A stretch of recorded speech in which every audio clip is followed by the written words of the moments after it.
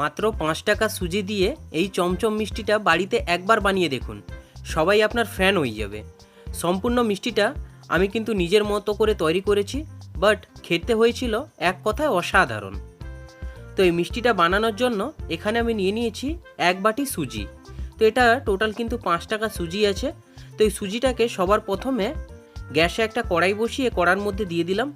দিয়ে সুজিটাকে একটু ভেজে নেব, যাতে সুজির যে কাঁচা গন্ধটা থাকে ওই গন্ধটা যাতে চলে যায়। এবার সুজিটা ভাজা হয়ে গেলে এই সুজির মধ্যে দিয়ে দিচ্ছি আমি 2 বাটি গরুর দুধ। তো এখানে আমি 1 বাটি সুজি নিয়েছিলাম, তাই তার পরিবর্তে এখানে আমি দিয়ে দিচ্ছি 2 বাটি গরুর দুধ। আর দুধটা কিন্তু একসাথে দিলাম না, অল্প অল্প করে দিচ্ছি।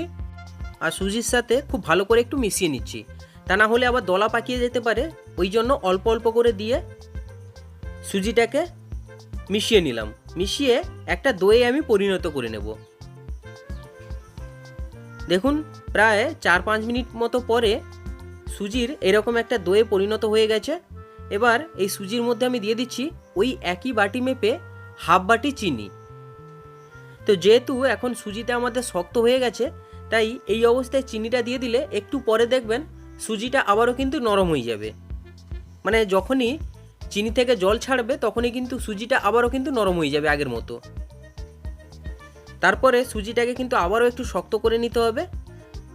আর শক্ত হয়ে যাওয়ার পরে সবার শেষে এই সুজির মধ্যে দিয়ে দিতে হবে 1 চামচ ঘি। তো ঘিটা দিয়ে আবারও একটু মিশিয়ে নিলাম। এই ঘিটা দেওয়ার একটাই কারণ যখন মিষ্টিটা শেপ দেব তখন হাতেও লাগবে না, তাছাড়া মিষ্টিটা খুব সুন্দর একটা ফ্লেভারও চলে আসবে। দিয়ে আবারও কিন্তু সব কিছু খুব ভালো করে একটু মিশিয়ে নিলাম। মেশানো হয়ে গেলে সরাসরি সুজিটাকে নিয়ে নিলাম একটা থালার মধ্যে। এবার সুজিটাকে অল্প একটু ঠান্ডা করে নিয়ে, মানে হালকা একটু গরম থাকা অবস্থায় খুব ভালো করে হাত দিয়ে একটু মুথে নিতে হবে। খুব সুন্দর করে কিন্তু এটা একটু মেখে নিতে হবে। যত ভালো মাখবেন মিষ্টিগুলো কিন্তু খেতে ততটাই ভালো লাগবে, মানে সফট হবে। তো সুজিটাকে প্রায় 5-7 মিনিট ধরে খুব ভালো করে কিন্তু মেখে নিয়েছি। আর মেখে নেওয়ার পরে আমি দেখিয়ে দিচ্ছি, দেখুন ডোটা ঠিক এইরকমই হয়েছে। এবার এই ডো থেকে অল্প অল্প করে লেচি নিয়ে নিলাম, দিয়ে হাতে এইভাবে গোল করে নিচ্ছি। গোল করে 2 হাতে তালু দিয়ে এইভাবে একটু লম্বা করে নিলাম, মানে খানিকটা চমচমের মতো আমি এখানে শেপ দিয়ে দিচ্ছি। আপনারা চাইলে এটা গোলও করে নিতে পারেন বা চৌকো আকারেও কিন্তু শেপ দিয়ে দিতে পারেন, যেটা আপনার সুবিধা ওই রকম করে আপনারা বানিয়ে নিতে পারেন। দেখুন আমার এইরকম সুবিধা মনে হয়েছে, ওই জন্য এইরকম লম্বা লম্বা করে আমি কিন্তু মিষ্টিগুলো গড়িয়ে নিচ্ছি। তো সমস্ত মিষ্টিগুলো ঠিক আমি একইভাবে কিন্তু বানিয়ে নেব। আর মাত্র 5 টাকা সুজি দিয়ে অনেকটাই কিন্তু মিষ্টি হয়ে যাবে। এই দেখুন বন্ধুরা, সমস্ত মিষ্টিগুলো আমার কিন্তু শেপ দেওয়া হয়ে গেছে। আর মাত্র 5 টাকায় দেখুন কতগুলো মিষ্টি হয়েছে। ফাইনালি এবার মিষ্টিটা বানানোর জন্য গ্যাসে আবারও একটা কড়াই বসিয়ে কড়ার মধ্যে দিয়ে দিলাম 1 বাটি চিনি। আর ফ্লেভারের জন্য দিয়ে দিচ্ছি 2টো এলাচ। তো এইভাবে একটু মুখ ফাটিয়ে দিয়ে দিলাম। এবার ওই বাটি মেপে যে চিনি নিয়েছিলাম ওই বাটি মেপে দিয়ে দিচ্ছি 1.5 বাটি জল। তো জলটা দিয়ে এই চিনিটাকে খুব ভালো করে একটু ফুটিয়ে নেব, দিয়ে চিনির একটা সিরা তৈরি করে নেব। আর বন্ধুরা, আজকের রেসিপিটি যদি আপনাদের ভালো লেগে থাকে তাহলে কিন্তু অবশ্যই চ্যানেলটিকে সাবস্ক্রাইব করে নেবেন এবং এই ভিডিওটা শেয়ার করে অন্যকে দেখার সুযোগও করে দেবেন। তো প্রায় 5-7 মিনিট ধরে চিনিটাকে কিন্তু আমি ফুটিয়ে নিয়েছি। এই দেখুন চিনিটা কিন্তু খুব সুন্দর করে ফুটেও উঠেছে। এবার যে মিষ্টিগুলো আমি শেপ দিয়ে রেখেছিলাম এই মিষ্টিগুলোকে সরাসরি আমি দিয়ে দিচ্ছি এই চিনির সিরার মধ্যে। তো সমস্ত মিষ্টিগুলো এই সিরার মধ্যে কিন্তু দিয়ে দিলাম।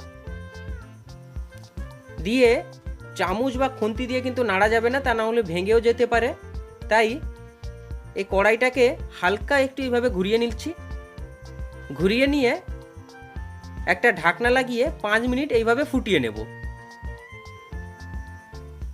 তো ফিরে এলাম 5 মিনিট পর। এই দেখুন বন্ধুরা, মিষ্টিগুলো কতটা ফুলে গেছে দেখুন। আর সমস্ত মিষ্টিগুলো দেখুন সিরার উপর ভেসে উঠেছে। তো এবার শিরা থেকে মিষ্টিগুলোকে একে একে খুব ভালো করে আমি তুলে নেব। তবে এই শিরার যে রসটা আছে এই রসটা কিন্তু খুব ভালো করে একটু ঝরিয়ে নিতে হবে। তো সমস্ত মিষ্টিটা আমি কিন্তু একটা থালার মধ্যে নিয়ে নিয়েছি।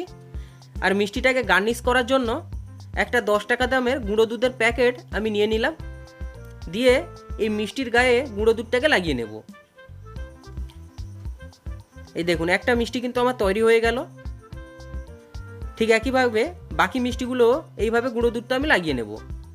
বন্ধুরা, এই রেসিপিটা বানানো খুবই সহজ, আপনারা দেখে আশা করি বুঝতেই পারলেন। তো সমস্ত মিষ্টিগুলো আমার কিন্তু এখন রেডি হয়ে গেছে। এবার একটা মিষ্টি আমি তুলেও দেখাবো আর কেটেও দেখাবো। দেখুন এবার কাটছি মিষ্টিটা, দেখুন কতটা সুন্দর হয়েছে।